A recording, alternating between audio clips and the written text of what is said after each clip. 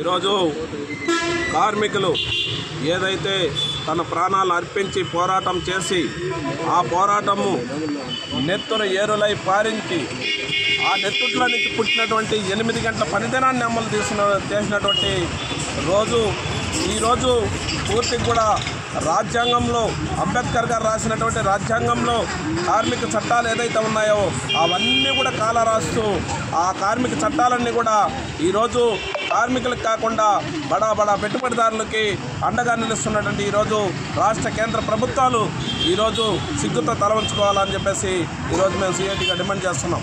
ఈరోజు రేణిగుంట మండలంలో ఉన్నటువంటి మన హైటెక్ ముఖ్యమంత్రి గారు నారా చంద్రబాబు నాయుడు గారు, అదేవిధంగా శ్రీ పవన్ కళ్యాణ్ గారు, అదేవిధంగా బీజేపీ నాయకులు అందరూ కూడా మేము పరిశ్రమలన్నీ తీసుకొచ్చి వేలాది మంది కార్మికులకు మేము ఉద్యోగ అవకాశాలు కల్పిస్తామని చెప్తున్నటువంటి ఈరోజు రాష్ట్ర ముఖ్యమంత్రి గారు ఈరోజు కార్మికుల కోసం కనీసం ఎందుకు ఆలోచించలేకపోతున్నారు?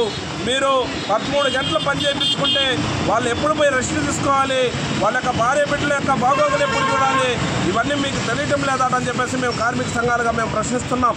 ఎందుకంటే ఈరోజు కార్మికుల పక్షాన నిలబడాల్సిన మీరు ఈరోజు బడా పెట్టుబడిదారులు బడా నాయకులకు అండగా నిలుస్తున్నారు. ఈరోజు రాష్ట్రంలో కొనసాగుతున్నటువంటి కూటమి ప్రభుత్వం ఏదైతే ఉందో ఆ కూటమి ప్రభుత్వంలో తెలుగుదేశం పార్టీకి సంబంధించినటువంటి చంద్రబాబు నాయుడు గారు పాలన జరుగుతూ ఉందా, లేకుంటే బీజేపీకి సంబంధించినటువంటి నరేంద్ర గారి మోడీ యొక్క పాలన ఆంధ్రప్రదేశ్లో అమలవుతోందా అనేది ఈరోజు ప్రజలందరికీ కూడా ఏమీ అర్థం కాని పరిస్థితిలో ఉంది.